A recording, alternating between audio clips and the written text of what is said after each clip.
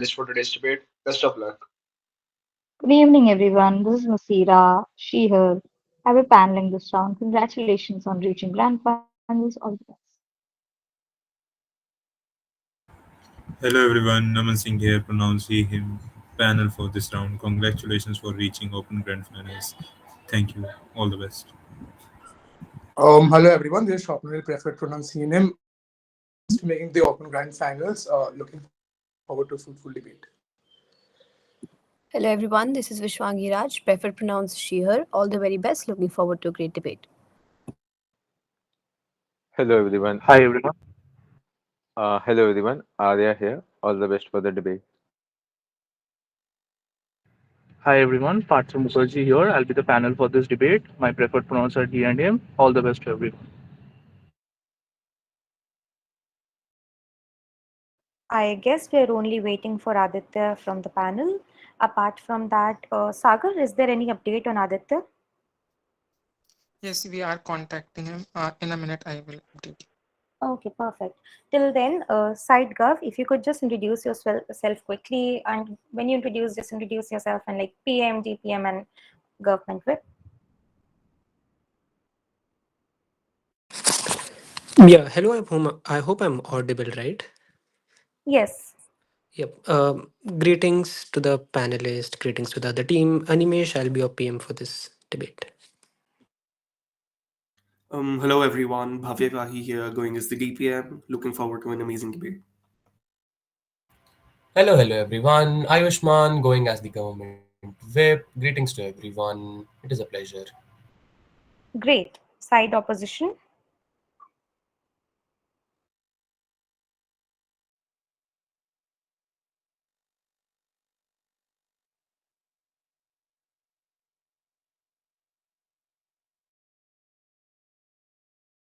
Helene, are you there?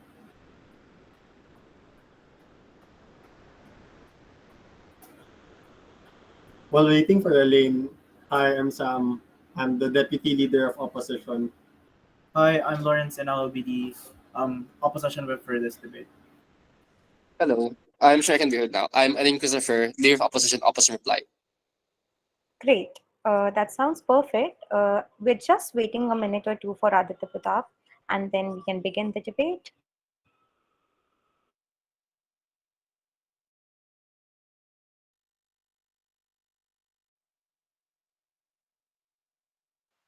Hello, ma'am. I think he's already in the meet, but he's having some issue with his mic.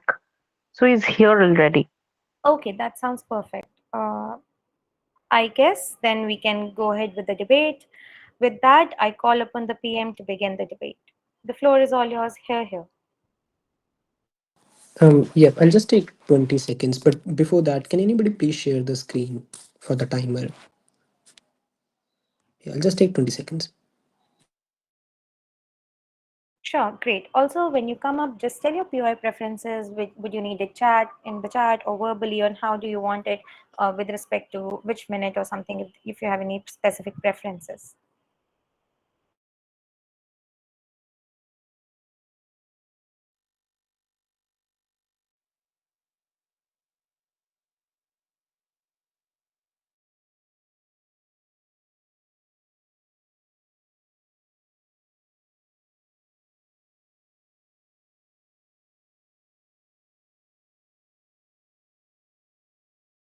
Yeah, I hope I'm audible, right? Yes. Yeah, I'll begin. But before that, a quick shout out to Krish for being such a nice senior to us with from like the very beginning. So quick shout out to Samarth, Ujwal, Snehal, who have been so supporting throughout this tournament and so supportive in all the other tournaments that we go through. Yeah, I think with that being aside, I'll just take a sip of water and I'll just start, right? Cool. Animesh, I'll go as your PM. No preferred pronouns. PY is, yeah, I think you started the timer. Yeah, okay. Yeah, no preferred pronouns. POIs whenever you want. Just raise your hands. Don't verbalize. Probably write it down in the chat. I'll take it whenever I can. With that, I'll begin my speech with a reverse count of three, two, one. Panel, we believe this debate is fundamentally about the idea of knowing how you're going to die and being scared of everything else, right? But cool. With that, there are three degrees of characterization within my speech. How does this human nature actually looks like? But what happens when you drink this potion, right? And also what then happens when you don't drink this potion, right? Let's understand how does this human nature actually looks like. We believe that humans in all scenarios are scared of that, which means that all the individuals that exist within the society at probably all the times are scared of that, which means that I as an individual am scared of that and I restrict myself because of this fear of scare of death, which means that I'm unable to live my life to the fullest, considering that I. Hi guys. Has the debate, like, this timer is running, but I can't hear anything. Is like the debate already going on? Like, Hi. Yes, Aditya. I'm so sorry, Animesh. We'll can just someone restart please it. tell me in the chat? I'm so sorry for this disturbance. Yeah, yeah. Hmm. Okay, I'm so sorry. I'll be rejoining again. I'm so sorry for this. Animesh, we'll just have a minute and then we can restart. Yeah, works. Oh, thank you so much.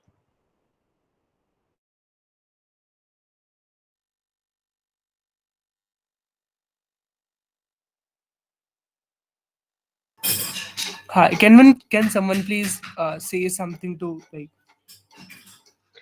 Yeah, am I audible to you? Yep, you're audible. I'm so sorry for the inconvenience, but I really couldn't hear anything. Yeah, sure. Cool. Um, by sub normal.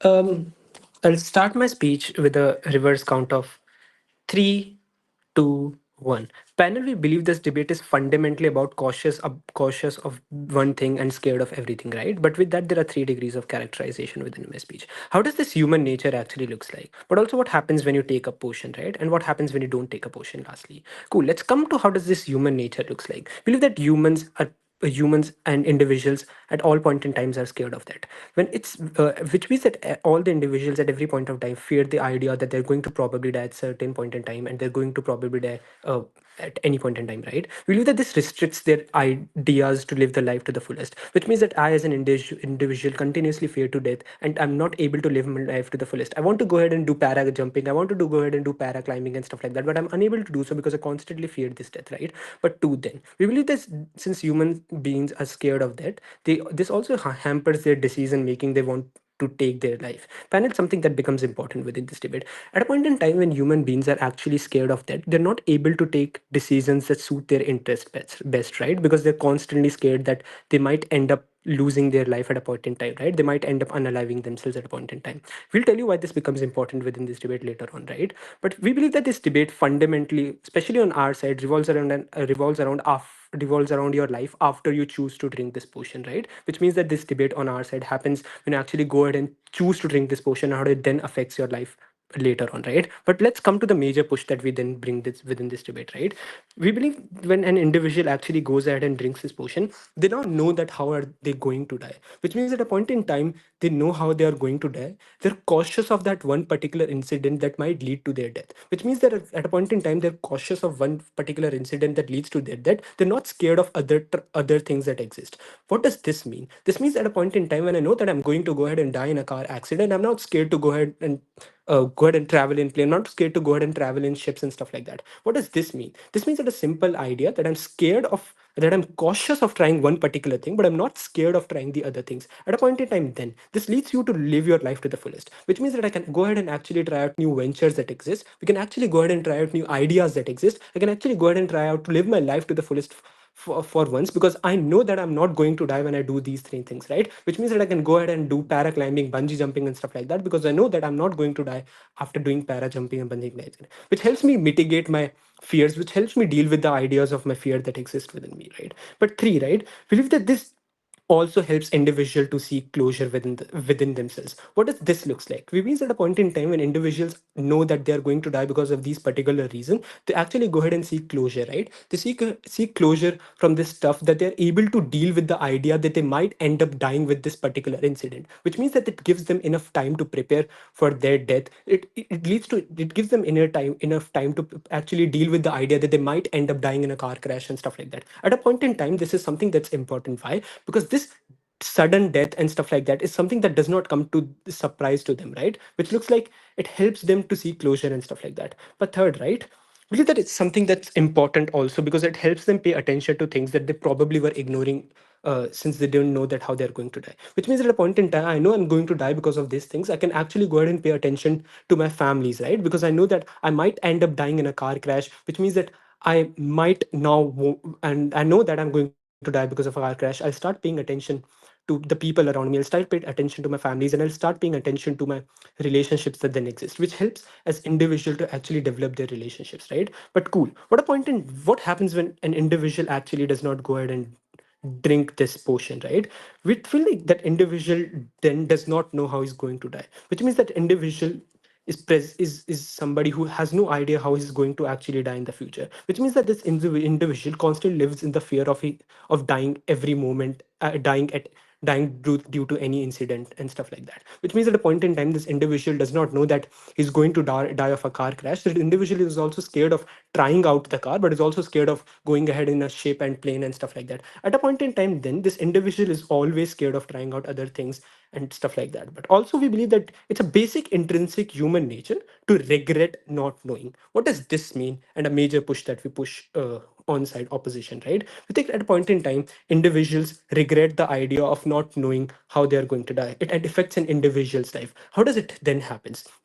We believe in a simple idea. It happens because at a point in time this individual is aware of the idea that there exists this potion, right? Which means that the individual is aware that there is a potion that's going to tell how he's going to die. At a point in time, this is the scene. This individual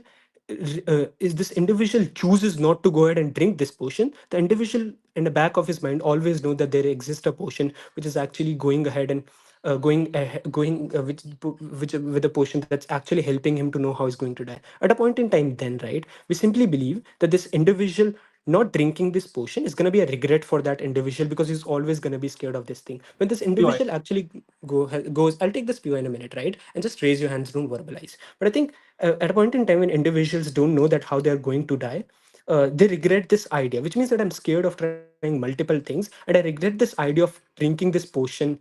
I've regret this idea of not drinking this potion and knowing for God's sake that for what thing that I'm actually going to die. At a point in time, then this regret metric that exists within every individual is something that's also pretty important, right? With that, I'll take a quick POI.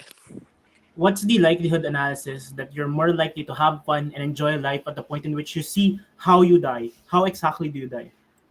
We think it's pretty simple. At a point in time when a human being know that how he's going to die, it's simple that this individual actually can try out new things. Therefore, the likelihood of that individual living a happy life is pretty high, right? Why is that the case then? We believe that an individual when knows that he's actually not going to die in a car crash, is going to die in a car crash, then an individual can actually go ahead and live his life to the fullest. Therefore, the likelihood of that individual actually being happier in his life is something that largely becomes more, right? At a point in time, then it's important for individual to live a happier life, right? But cool, I think with that answers your PO, right? Let's understand what might bring out within this debate. We think that ops may, and it's a presumption, right? We think that ops only case runs on this idea that individuals are going to live an unhappy life because they just know about the fact that this is how they're going to die. We think that it's something that can be easily mitigated on our side, right? At a point in time, why do we think so, right? We believe that at a point in time when you know you're going to die because of this particular thing, you learn to deal with that thing, right? You learn to have a closure for that thing. You learn to accept the idea that you're going to die because of this thing. At a point in time, then you're able to actually deal with the idea of you might be able to dying because of this particular thing, because you know as a matter of fact that even if you'll be scared of it for you will be scared of it for your entire life, you can still not change the fact. At a point in time, then you accept with this idea, you deal with this idea, and you learn to appreciate this idea. I think with that, never been prouder to propose. I thank the speaker for their fine speech. Hello, whenever you're ready. Can I be heard? Can I be heard? Yes. Okay, PY's your voice. Some shout out. I think quick shout out to this tournament and the people we debate against and the judges. Because despite the diverse cultures, everyone has been nice to us. We had a great experience with the judges and debaters. So thank you so much. Okay, starting speech in three, two, one. There's something so beautiful about thinking about the infinite possibilities of the unknown. The fact that we create multiverse art and movies just to imagine our world is empirical proof of our inherent desire to ponder.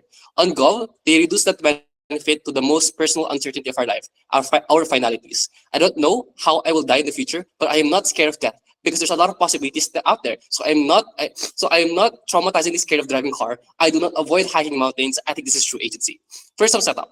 You do not know when will you die, just because like according to the info slide of how the info is worded then. Otherwise you're just adding to the info slide that adds core intention worded instead. Let's not disrespect the intentions and ability to specific craft motions and how they are worded. So you don't know when you will die, thus you're still scared of death and when you will die. It's the same reason why even if I know I will die of cancer then an opposition then, it's still something that there's a little bit of uncertainty. That still means there's a level of panic on psychomesh. So you don't know when will die of cancer. But secondly, we should not debate anything that is assertive about this God, even because we don't have any epistemic access of how is a god likely to react, because they are not human, that we can generalize with their emotions and psychologies. So arguments about this god being angry should not be a clash. So all rebuttals will perfectly clash with arguments. Firstly, why god has certain harm when you view your death. I think mainly because this vision is so visceral, it can traumatize you or have tunnel vision embedded in your life, in your mind. Like PM says, you avoid cars entirely, or in that sense of in that sense you have a sense of higher levels of fear that limits your life. There are three likely reasons why for an average actor this is true. Firstly, there's a shock of a life-changing information. There are not any resources out there or people with the same experience to tell you how to cope and deal with this information of being certain about your death. You are alone to take this burden in carrying that information. No one can give you advice, thus you are lonely in that information. Comparatively, not knowing how you will die as a way of overthinking, as many people have already dealt with it. You have a lot of forums, a lot of psychologists, a lot of authors how to deal with the uncertainty of that then. Meaning, the comparative is that on Gov, it's not true that you can have closure on Gov at all with this thought. No opposition, when we do worry about that, we have closure, we have forums, we are not alone in this journey then. Meaning, at the expense of having a unique journey of knowing your destination Gov, you are alone in that journey because no one else can fully empathize. Sure, maybe some of your friends will believe you, but they can never have the epistemic access of understanding that experience. So they can never fully empathize with you. You'll feel like no one knows you as much. And this is the same reason, actually, why this harm was something that in the status quo, state secrets are hidden from people, because any amount of life-changing information will shock populations and give them large amounts of unresolvable trauma. And this is the reason why we opt to still hide state secrets. And this analogy to the motion, because this information is something that is very, very life-changing, and to some extent, to the extent that it is only unique to you. But second, the psychology of knowing impending doom. That when your surroundings start to even look remotely close to your vision, the thoughts of death flood the gates of your mind. Your current thoughts have been monopolized by this information of this potion that has been given to you, and yet you don't know when will it happen. So there'll be multiple deja vus or flashes of similarities from that vision because something looks just similar to it, meaning repeatedly this harm of these thoughts will have a grasp of your mind with knowing dealing with it because it is a God that has guaranteed that this vision is possible. POI. Everybody knows that they are going to die in future. Therefore, if I know this that I'm going to die because of this thing, it does not come as a surprise to me. So then tell me why it's something that becomes a mental breakdown on your side of the paradigm. No, you misunderstood. Everyone knows how they'll die. That's why we can deal with this. On government bench, not only you know how you will die. That's no information out there that can give you that level of closure. No information out there that can give you that level of advice. So I want to make this clear to judge. The difference is that only you know how you will die. On opposition, everyone knows they will die. Thus you have people to have the journey with you then. That is super, super different in the experience because especially this experience is visceral to only you. Third layer here is that even in the instance that you try to enjoy your life on golf, try out things that are far from that, we say this harm is still certain. It will still happen no matter what. Even like if you pursue hedonism or just like the harm will never be mitigated then. And in this pursuit of hedonism or just maximizing life, if not hedonism, you don't ever know if this pursuit will lead you to a certain death. So the harm about about this that maybe you try to avoid the ocean, make people's your vision tells you that you're gonna drown. So you party all night and go from away from the ocean. But you will never know if the drinking will lead you to drunk driving and going to the ocean out of your out of like your drunkenness then. So a lot of times you still don't know when you will die and you still cannot really avoid this or delay your death as much as possible because it is certain as like the God in potions. So meaning as the impact is not only a piece of framing or just argument, these are negative harms that COP has to deal with. Meaning there's two standards this accrues to the debate to win. One on weighing on beyond subjectivity on the certain harms versus certain benefits. If this can be proven by Gov, then they could probably win. But they don't prove this is certain. Anyways, I think these are assertions. Otherwise, there's certain harm on opposition of overthinking, the shock of information, the fact that you're only the person who knows this information, which is all certain by the way, is likely a certain harm to weigh. But secondly, the second extent is the extent of where you can enjoy your life much more, which will be the second argument then. Second argument. why is this likely to impede your experience in life?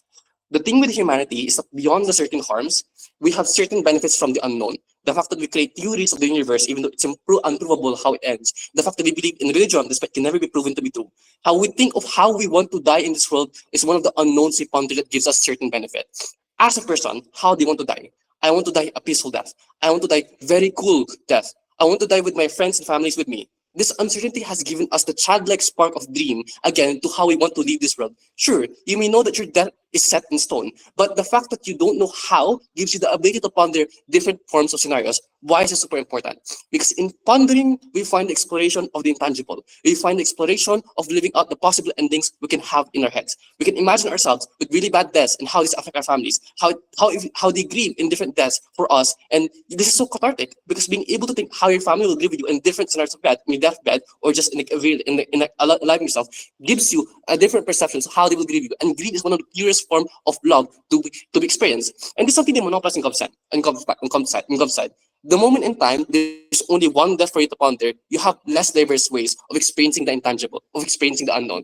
Even if you try to ponder different alternatives of death, you will always be reminded this is insignificant, this is untrue. So you go back to the single death and you only ponder how your death will happen on that scenario alone. So you're likely to not get a lot of these diverse benefits then. On opposition, you have a lot of ways to ponder. You have a lot of ways to feel. Maybe they are not true, but at least you're given that ability to know how will my friend will grieve, how I will die, how I will like leave this finality of the earth. And I think that's such a large benefit and opposition. Then the freedom to ponder about your death that is so personal to you, that is your finality, is one of the greatest benefits of humanity. The fact that we are able to ponder how and what will be my last visions on my deathbed, what will be my last visions of whatever of how I will die, for example, is such a cathartic experience that gives infinite net utility because you have different scenarios to reimagine your death, different scenarios of how you think your family or friends will react. That is such a beautiful thing. You are able to learn much more about yourself and your relationships. You're able to learn much more about life because according to like Plato, like an unexamined life is something that's not worth it. And one of the examinations is how we ponder about that.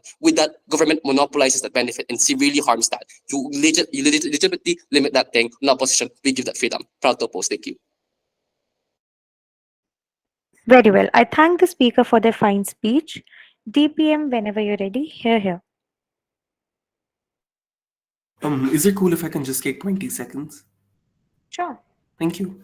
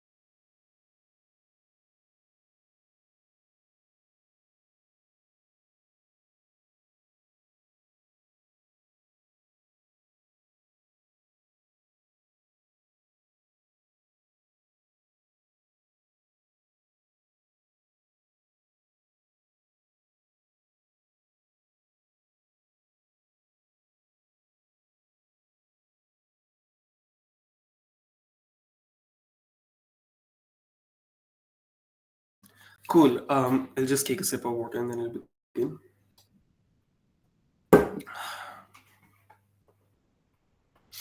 Hmm.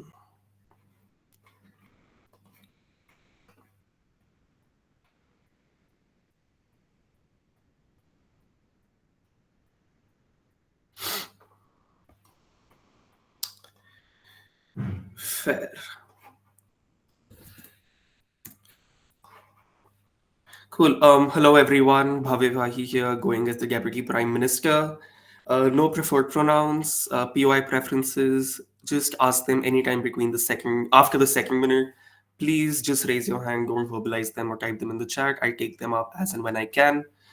I just want to give a few shout outs again before I start my speech. Huge shout out to Samarth, to Krish. They're all my seniors from my college, have helped us a lot. Huge shout out to Snehal as well, currently doing the finals of another tournament simultaneously, and all the seniors and friends present in my college and society as well. Um, I'll time myself with cool. Cool. I'll be going as the DPM. I'll be starting at a self count of 3, 2, 1. Panel, I think the government here, the opposition here, fundamentally is confused about what the motion really talks about as well, right? They advocate for the belief that avoidance and ignorance are preferable, asserting that ignorance is bliss, right? Um, I just want to dissect their entire case because they say that the ignorance of one's future cause of death shields individuals from the existential crisis and anxiety that often accompany thoughts of morality. They assert that living in blissful ignorance allows people to focus on the present without being burdened by the thoughts of the inevitable, right? Then they talk about the avoidance of the responsibility and the blame. And then it's just that the opposition emphasizes the cathartic nature of ignorance, suggesting that the absence of certainty provides a sense of safety and security.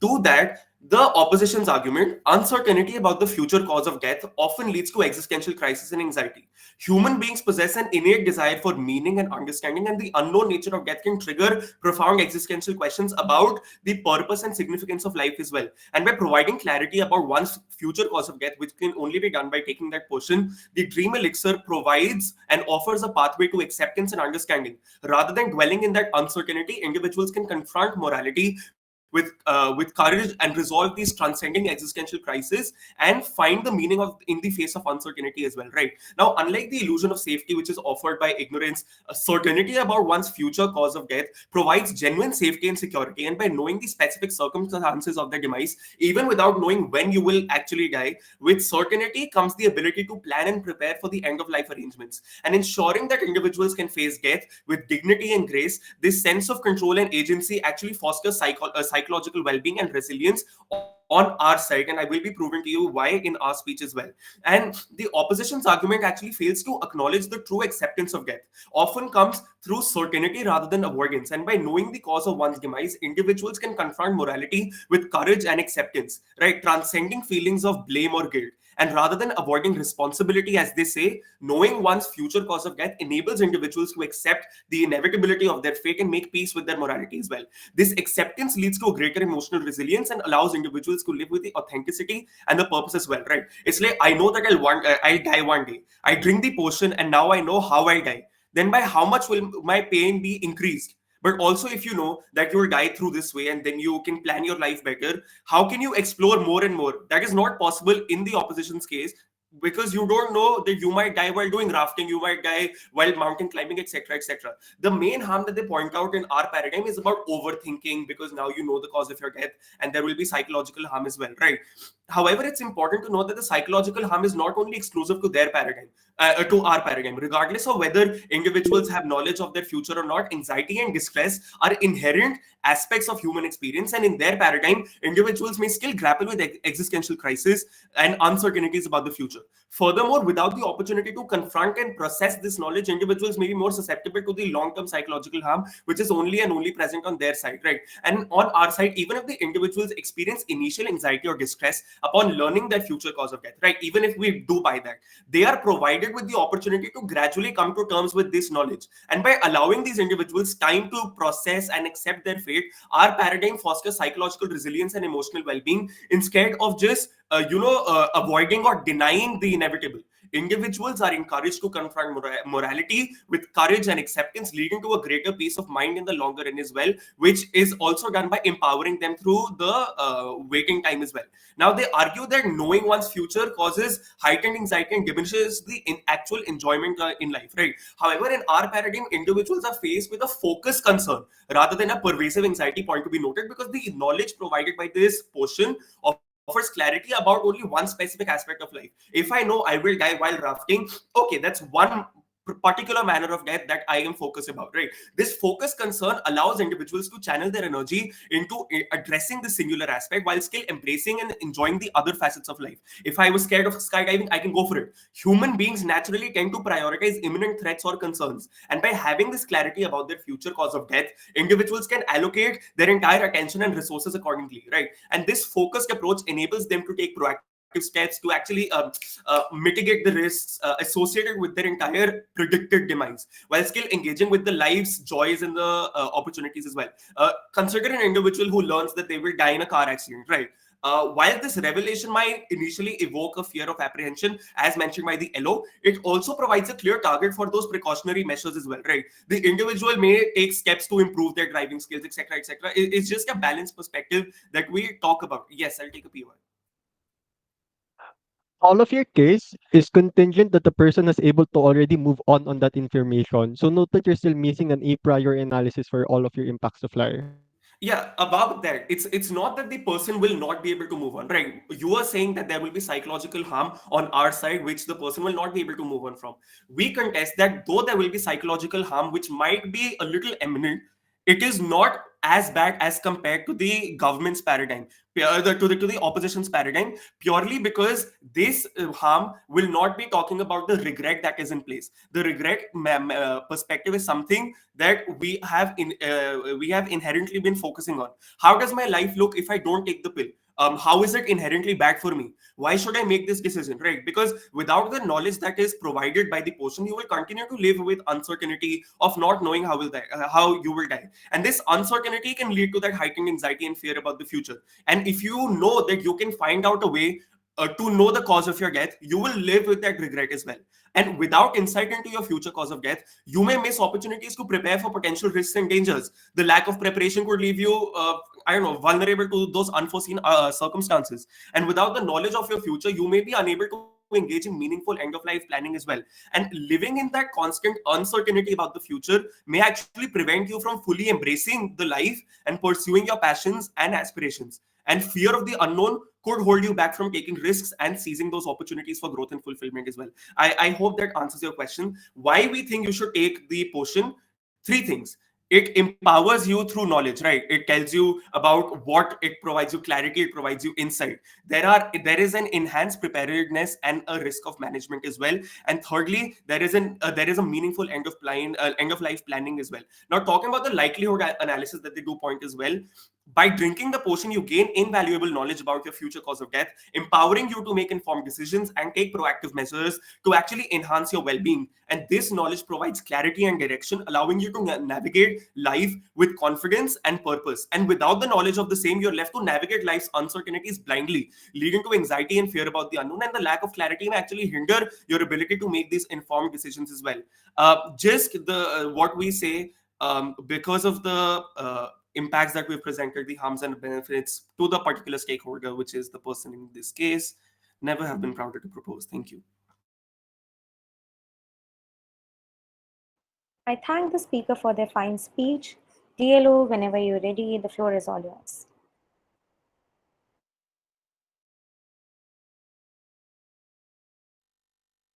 All right. Hi. Hello. Just to see if I am audible and visible. Yes. All right. Thank you. Just setting up my timer. Since a lot of people did shout out, so can I also do a shout out? So, yeah. First of all, congrats to the OC and to the OrgCom and to the CAP. We had a wonderful time here. Thank you for accepting us.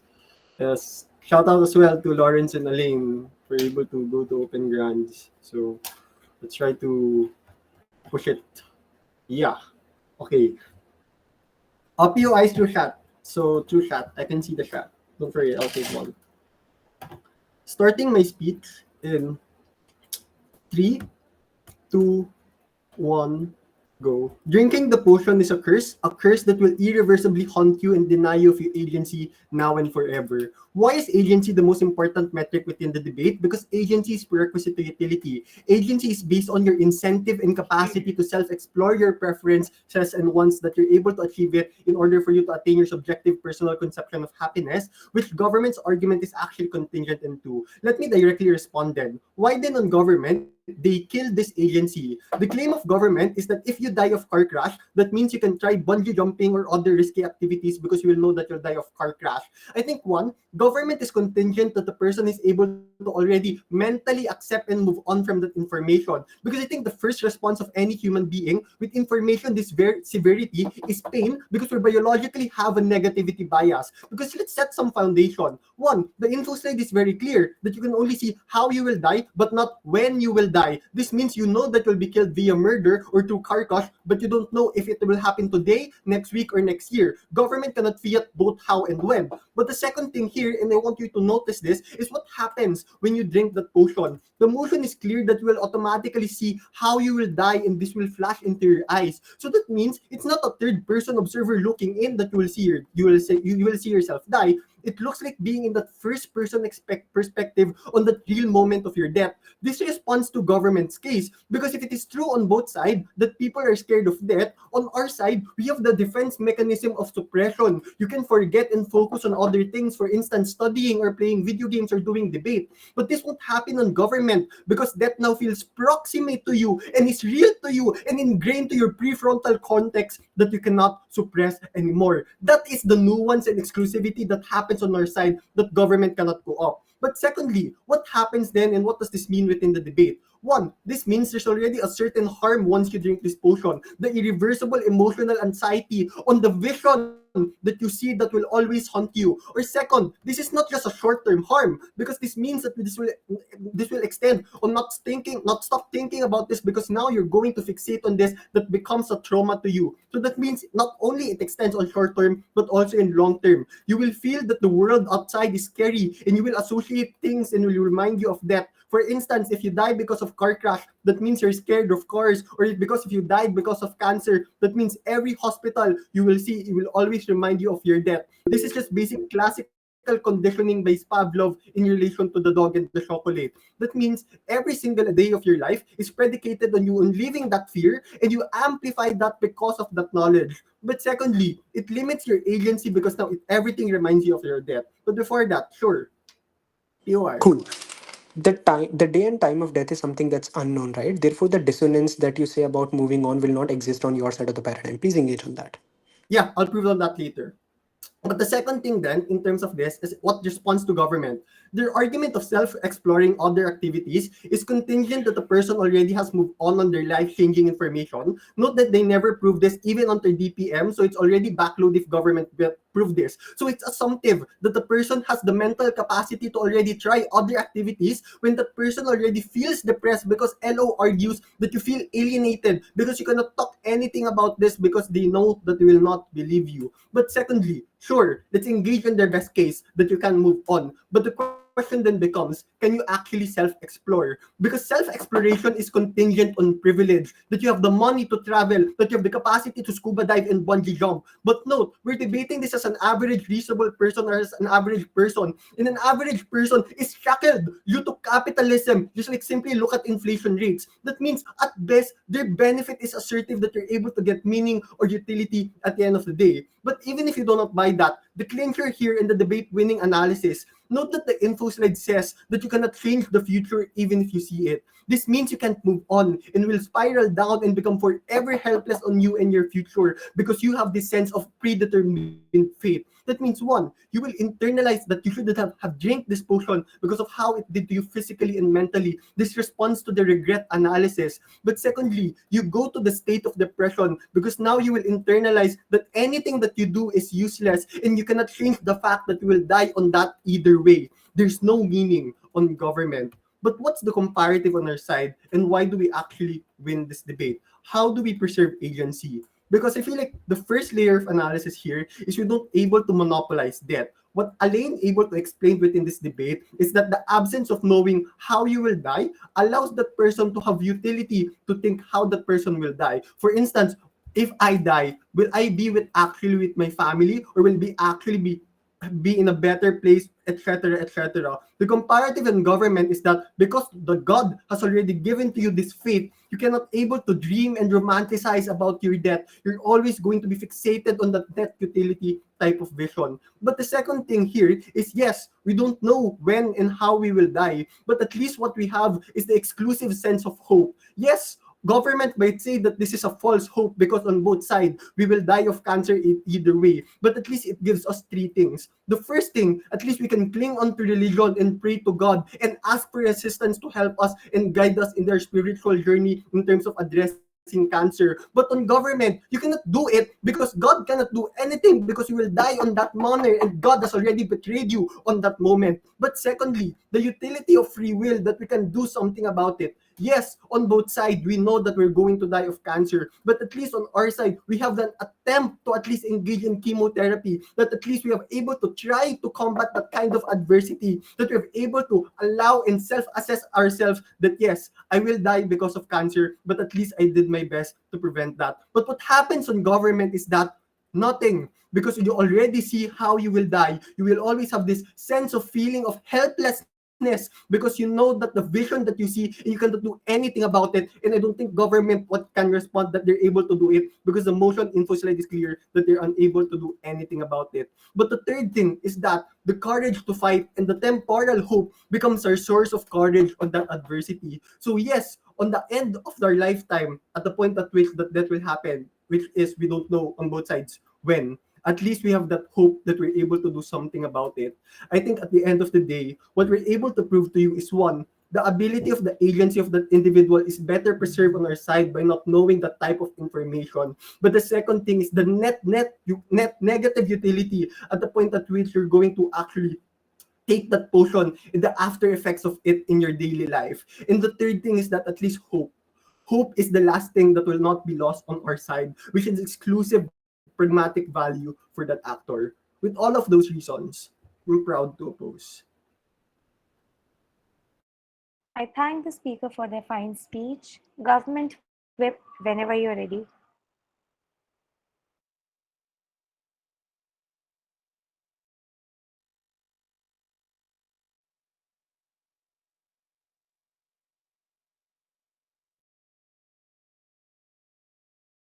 I'll just take 20 seconds to organize my notes, please. Sure.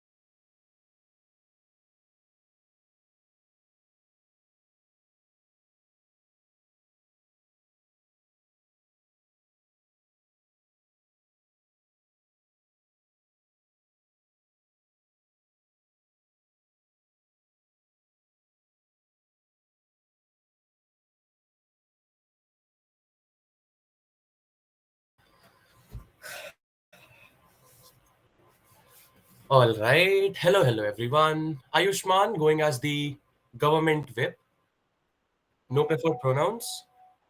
POIs post the fourth minute before the sixth minute by a raise of hands or drop it in chat. Please do not verbalize. Just a second.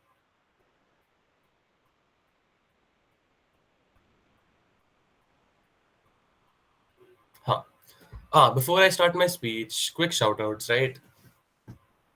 Quick shout out to my seniors, Samat, Snehal, Ujwal, from being mere seniors to being so close, almost friends, when you can just go to them and they'll teach you and help you out whenever. It's really a blissful feeling knowing that you have someone to back you up at any points in time. It's really good. Fair play. And a quick shout out to my teammates, Animesh and Vahi. It's been a really good fucking run. From breaking 4-0 on second on tabs to now sitting in the grand finals. It's a very blissful feeling. It's a good run. We did good. Very proud of our team. And yeah, that's I guess all. With that, I'll be starting at my self count of 3, 2, and 1. The timer did not start. Huh. Panel, quite the cinematic picture side opposition has painted in this debate. But let's get down to actual reality, pragmatics, practicality, yada yada. What is human nature, panel? As go back to the characterization Animesh gave you. Humans are curious beings, social animals, who seek hope, seek curiosity, seek answers, etc., etc. Insofar as that is the case, what is the motion then? The motion is that me as a person would take that person would take the potion, which then tells me that how I am going to die in particular. The harms that are then pushed on us from side opposition, that psychological harm exists. There is lesser freedom. I don't have better agency, and does not open pathways to expression, and acceptance does not exist. Why is that then that a problem? Because all of these harms that they push are at best symmetric on both the sides. Psychological harm also exists on their side of the house. Existential crisis, things like depression, also exist on their side of the house. Why then? They exist because the idea exists, and human nature dictates that you will regret about every decision that you have not taken. I find this piece of, let's say, potion, and me as a human, everyone wants something that is unique to them, right? Something that is exclusive to me particularly, and this potion being exactly that, right? But now I don't take this potion. What happens then? As Vahi told you, that status quo is quite messed up. Every person lives a hard life. Everyone has hardships. Everyone needs to persevere through certain things, etc., etc. Insofar as that is the case, the psychological harm that then exists on their paradigm, something that they will never be able to mitigate, is the regret metric that then exists, the depression that then exists. Something bad happens to me, I always think back to that one opportunity that I had to know how I was supposed to die, to know that even if, let's say, I'm at harm's risk right now, my life is at risk. I'm very afraid, itna afraid ki I might literally die of a fucking heart attack at any point in time.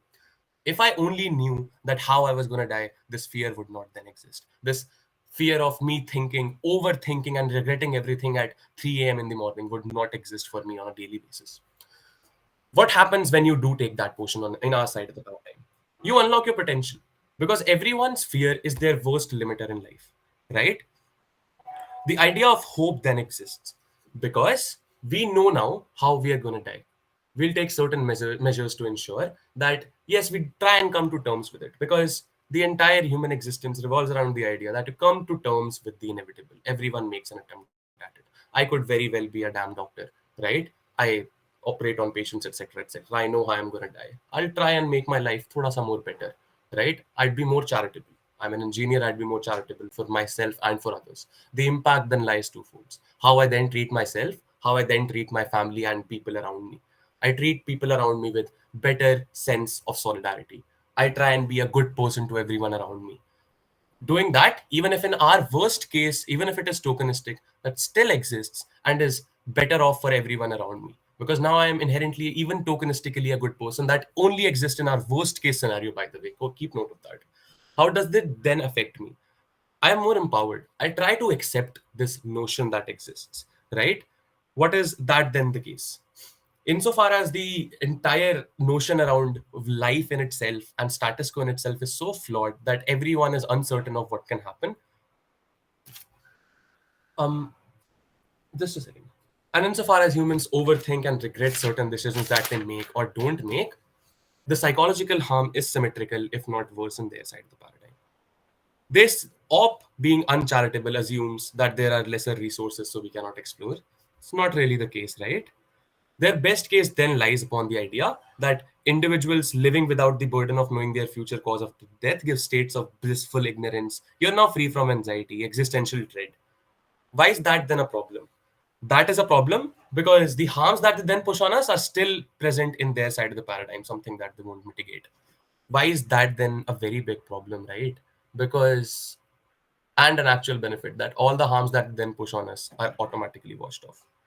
What is important then about the extent of pain that they're talking about is something that they never proved, because I already know that I'll die, and this is already in the status quo, and religious institutes then manipulate me that if I don't perform a yada yada, I'll die tomorrow anyways. The fear exists on either side of the house, right? Now the fear is more specific in our side of the house. You're fearful of only one thing, while you're not being fearful of you're not all pervasive and fearful of literally everything in life then, because you now know what is going to kill you or how you're going to die. Now you're more fearless. You try and do certain things that you would never be able to do. You try and live life to the absolute fullest. You try and time to come to terms with it.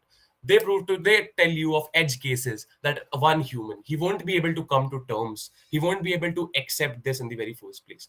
But the catharsism that then exists, that I am the only one who was granted that opportunity, and insofar as that I don't take that potion, everything now works against me, my psyche, my mentality, my ideologies now work against me, because that is what human nature actually is. But insofar as I take that potion, harms and benefits exist on both sides of the house. But how do we then outweigh their harms?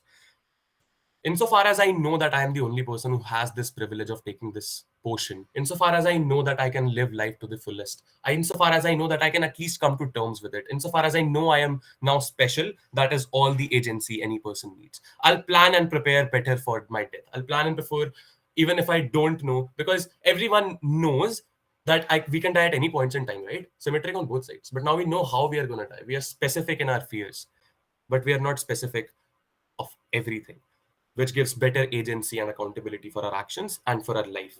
Uncertainty in itself causes an existential crisis. I think about everything for hours at night, not able to sleep. Even in our worst case, that is symmetric. But even then, I now know that I can actually make my life better.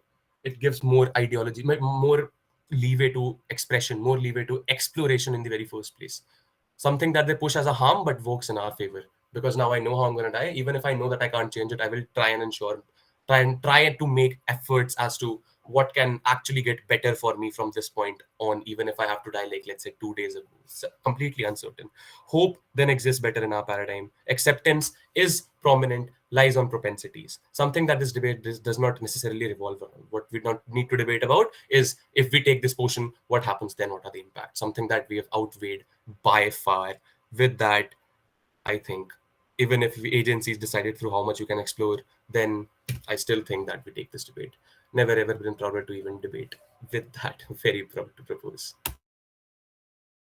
I thank the speaker for the fine speech. Opposition whip whenever you're ready.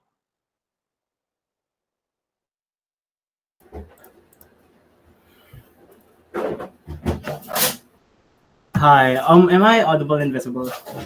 Yes, properly. Great. Let me just set up my timer and my recorder. Shout out. Oh yeah, shout outs. Shout out to my teammate Sam and Elaine. This was a sudden team up. I didn't know that we were gonna team up this weekend. It just happened like 3-4 days ago, and then we teamed up, and now we're in Open Grands. Shout out to one of the girlfriend of Kuya Sam, Ate Bea. She's right here. Shout out to my girlfriend who has always been supporting me, even though she's back in our province, a few hundred miles away. Thank you, and thank you for Arcom. Very fun tournament.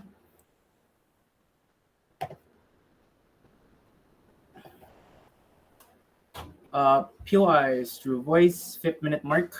I'll take you. Preferably at the 5th minute mark. Pronouns, I don't really care.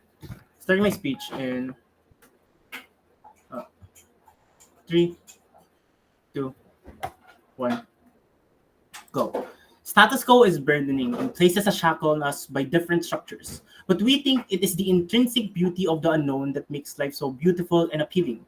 This is the illusion of agency in status quo. Because if this motion assumes that life is set in stone due to the existence of this potion, the comparative is that we still give ourselves the opportunity to find out the ending of our own story. We afford the everyday man a right everyone deserves, which is the intrinsic agency of any individual. This is the epitome of moral ascendancy, because dreaming and thinking about the unknown is the connecting tissue that makes us truly human. And without taking this potion, we keep the flame of hope alive. This is the hope that challenges systems, harms and depriving mechanisms in status quo, and this is why we make status quo comparatively better. 2 pushes. The first push is, where is their better agency? Because the worst case for opposition, and this was pushed by Gob, is that the regret and the what if of not taking this potion. They will tell you that this is agency. Note that this comes from PM and DPM, so we directly engage with them, and this is where the first push comes in and proves to you why we are better in our worst case scenario. 2 distinct points. One, this is at most a deadlock, because if you buy the case from LO and DLO, that there is substantial amount of harms possible once you take the potion means that regret will still happen in their side of the house. So this cannot be the tipping point for their side. But second, if both sides have regrets, why is it better in opposition? I would suggest that this debate is about extents, the extents of your overthinking that continuously burdens you as you move through the river of life. I think this is where I want to weigh in some of the material from my team that wins this debate right from the first push. The first that you got from Elaine, which was to suggest that there is a certain harm which is irrevocable and irreversible that latches at the back of your neck and places you in a chokehold, i.e., the shock of such life changing information, the psychology of knowing impending doom, and that even if you try to run away through hedonistic means, you can never run from your own shadow. But secondly, is what Sam tells you that this is a form of suicide to one's own agency because it becomes proximate and feels real to you, and it is real because you cannot escape from it. This is because you lose every single capacity to make decisions that may be better for you. But I would suggest that it's not because if you buy the frame and cases from opposition, that this may be a burdening debt. When you see it means that you're more likely to move towards more harmful means of forgetting, like drinking and drugs. This is a double burden deprivation of agency because you know now how you die, but you're unable to change your life. But secondly, when you try to forget it, it's unlikely that the enjoying life mechanism on their side is going to be the first knee-jerk response, which is already proven to you systematically by DLO. How did government engage? Firstly, they tell you they tell you from PM that people are scared to experience life because you don't know anything. I would suggest that one, you cannot move away from this. Even if you try to paraglide at some point, you will end up in a roller coaster where you die, means that you cannot escape it. This is the shackle that manifests in government. But secondly, I question if individuals have a more proximate willingness to have fun after finding out about their death. I think this is where the material from Sam shines, where he discusses why this is burdening, and every single day of your life is how predicted and living on that fear and on that cliff of despair. These two layers prove that it's more likely to lead to harmful mechanisms to forget it. But third, and even if their agency is to say that you can experience and try to explore different things and it's separate from how you die, and this comes from DPM, why is this not enough? I suggest that this is minimal because this is an average reasonable person, and according to the world's manual, this is how motion like this is weighed. That as an average reasonable person, we question the capacity to go skiing, scuba diving, rock climbing, and etc. Because as DLO tells you that this is a mechanism you may not even be able to afford to yourself, this magnifies the harms on their side because you're not able to enjoy the life that you want to enjoy on the comparative. So even if you do try to, you're unable to do so. Why are these two materials right from the get-go debate winning? One, this wins us on agency in terms of meta, which directly engaged on their side. This is important because even if you do know to a certain extent on our side that such things are set in stone, the comparative is that you know separate from the harmful impacts fleshed out by LO and DLO. And secondly, in terms of mental safety nets, because I would suggest that you're more away from the harms that it may be inflicted to you, which was painted out by DLO. But thirdly, which was painted out by DLO that was left unresponded by the other side. But thirdly, this is better in long term because this allows you to have more proximate choices that you were able to enjoy instead of it being literally enforced on you by a potion and by a god that may be burdening and takes away your form of agency. I think that wins us on the first push. Before we move on, let's take a few. Cool. Since in status quo everyone is afraid of death, then to what extent me knowing that this is how I'm going to die is going to affect my mental health then?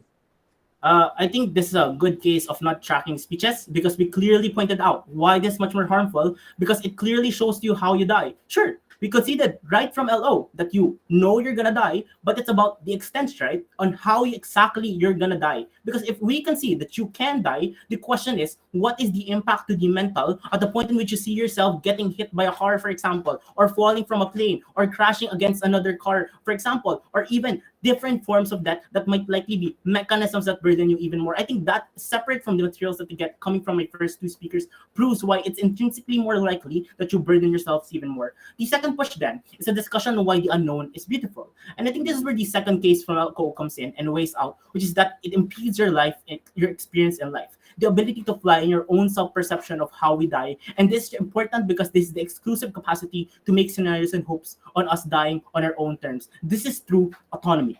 How did opposition respond to this? First, was to suggest, how did government respond to this? First was to suggest that you now have more capacity to plan your life, make better safety nets, for example, which PM and DPN pushes forward. Why is this not enough? Three-pronged. One, you get it from the first push on the lack of mechanisms on proving why this is something that the everyday man can afford. No likelihood analysis. burden. But second, they never give you the likelihood analysis on why exactly this, as an actor, is more proximate to doing this good mechanisms and experiments when we suggest that, and clearly built, that the likelihood that, and empirically, more likely that you overthink the way of your death and that there's no assurance you can move on from that vision of your death. But third, I would suggest if they have the capacity to make those safety nets and prepare for their death in most circumstances. Notice how they never prove any likelihood. But two, this is even more burdening for their side because if you buy that, they never prove likelihood. I would suggest that there is no likelihood to prepare for your death in most instances. To explore, to prepare your daughter, son, and your wife, your friends, and everyone proximate to you about your death. But note, and this is where you should credit the material from Sam, which suggests that it's likely to spiral and push you into the ocean of despair, which is government status quo, because you cannot get out of that mire. The last here-made attempt from government was from government whip, which was suggest that this is good because XYZ reasons. Let's take them at their best, which is that you make an attempt to do good mechanisms. This assumes that LO and DLO does not exist. We tell you that the burdening pressure that everyone experiences as you experience your life, the deja vu, the scenery, the faces of the people you interact with in everyday life are the mechanisms that makes you remember how you died when you drank that potion. And I think that burden is not something you cannot opt out of, and that's why you win this debate. Proud. Very well. I thank the speaker for the very fine speech. Opposition reply whenever you're ready. Let's begin with that. Okay. Starting my speech. In 3, 2, 1. There's a sense of comfort we all feel on the uncertainty for death. That this in this uncertainty, it allows us to forget death because we have no information on it. But whenever we want to remember death, we create our own little multiverse of madness, our own little multiverse of sadness, or our own little multiverse of happiness. We create our own little movies on the ceiling of our rooms. We produce a version of our life where we create different endings to our own little personal movie. Whenever it will be a sad movie with a sad ending, or a happy movie with a happy ending. But when you allow a God to not allow you to produce that ending in your mind, in your little cinema, that God has monopolized your little cinema in your bedroom. I lose the agency to create cathartic endings of my own film on Pondering. The weighing to this is unresponded, but the benefit is simple. This is such a personal thing to us that creates diverse cathartic experience on our heads, that creates infinite utility. Golf monopolizes this, and your little Pondering always has a predictable ending. Where's the fun in that? Where's the humanity in that? Where do you get to produce your own movies in your head? Firstly, on existential crisis, let's skip the concession, ignoring that golf never proved likelihood. We suggest that existential crisis is not inherently harm. It's a necessary step to discover ourselves. Existential crisis only becomes a benefit when we get quality closure, however. We say on op, they don't get closure because you have no information how to deal with this existential crisis, and it's only unique to you. Meaning in the time this information enter your mind of this vision, so you have no guides how to deal with it. It takes much more stress and grasping straws. In the process of coping on op, we don't know, even though we don't know our death. But does that stop us from mountain climbing? Does that stop you from traveling in a plane to attend debate tournaments? Does that stop you from going to an amusement park to enjoy a roller coaster? For most of us, no. But for some of us who do have this existential crisis, at least we have someone to hold on. We have at least people who are not alone with this existential crisis. You have forums, authors, friends who have the same existential crisis. There are possibly 8 billion people in the world who also had this thought once in their life. The difference is that on Gov, if you do get closure, it is taken alone. This power of the potion has made you lonely in your journey, which is so bad when we are social animals, as Gov says. On our side, people can fully empathize with their fear of death because everyone has a fear of death. On government, they have a fear of certain death that they know. Only you have the power according to the side. The journey of life in comparison and opposition is spiritually and metaphysically someone is there to hold your hand, and that hand can empathize with you. So if you think a lot of the harms are symmetric, then you have not listened to how I answered that first POI. The difference of existential threat on our journey is that we are not alone in this. At best, you see that you are special in Gov, but Gov is right. We are social animals. We don't want to be special when we cannot be empathized and understood to be special. This was such a beautiful benefit that Gov never contested or outweighed. We told you the weighing that its uncertainty is so personal and finality that we ought to have this diversity of not to be monopolized. Second is the thought of the benefit of pondering your death. It is also unresponded. We told you that the uncertainty of death allows us to create diverse emotions of how we end our life. That we imagine different ways how our loved ones hold our hands, whether it's through the deathbed or through crying while we hang on a noose. This has given us so much information catharsis and learn from our own emotion and how we imagine we ought to have relationships. These relationships reflect also ourselves. We learn about our relationships, how we ought to deal with our relationships, and our reflection from them. I think this is such a beautiful, whether life is sometimes depressing or not. I think the freedom to ponder our finalities allows us to imagine the multifaceted personalities and reactions of our loved ones. Sure, on God, you still ponder on certain uncertain things, like the universe, like maybe how will I get my job? But the problem is that these are less significant, less personal on how you ponder your ending and how you finalize your embedded mark on the world. In a government, when you do try to think of diverse forms of endings, it is flooded by the potions pouring into your brain. You cannot think that these other alternatives you ponder are going to be significant, are going to be cathartic, because you know that these are fake, that they are unlikely, because you already know how your death will be.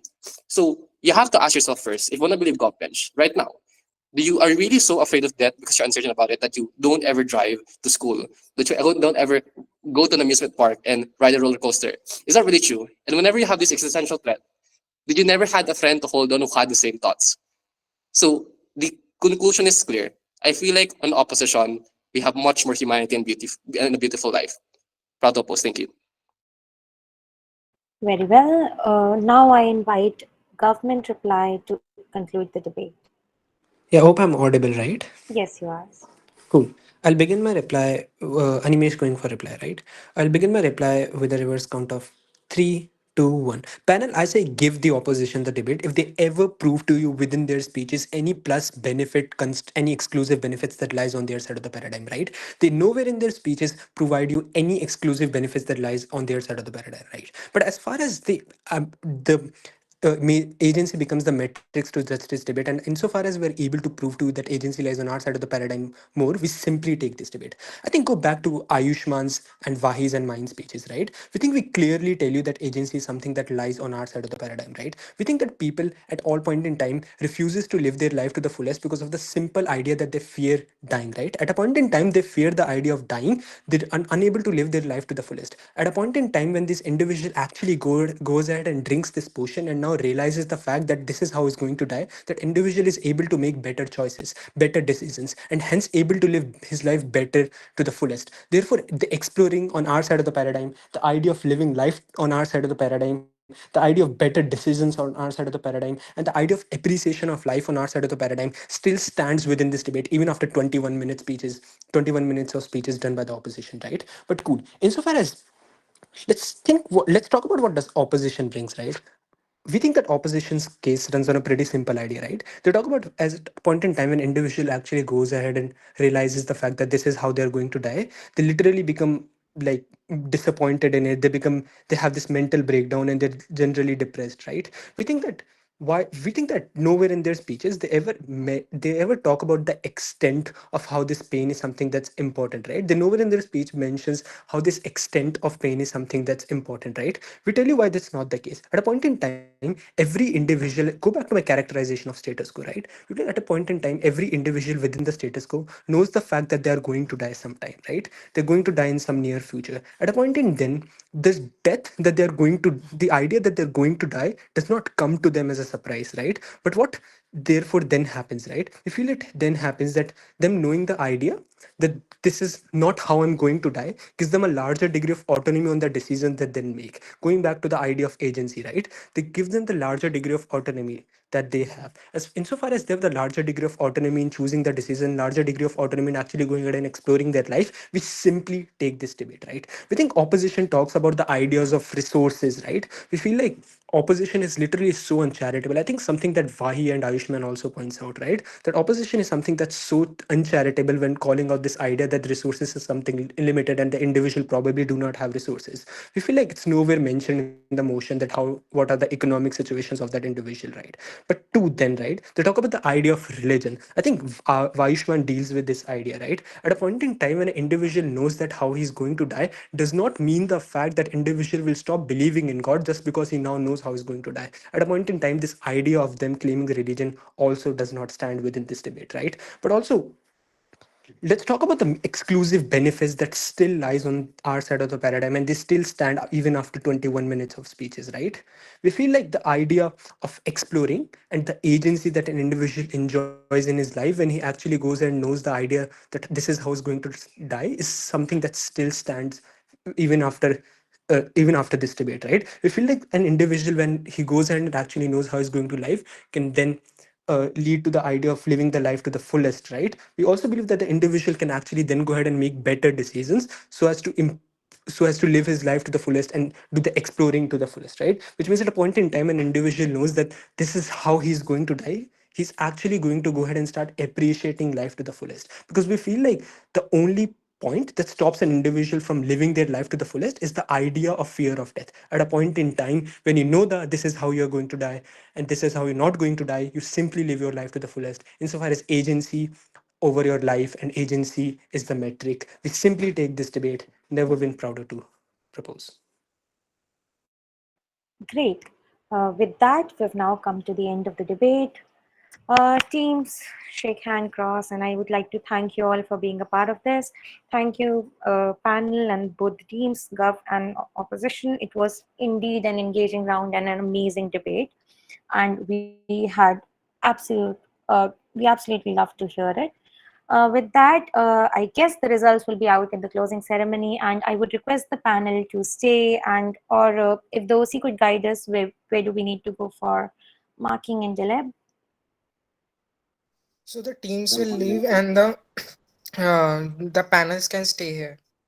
Hello, Cross. Thank you for the debate. Thanks for the debate, guys. It was really, Thank really you. fun. Thank you. Bye bye. Thank you for the debate, guys. It was really Bye. nice.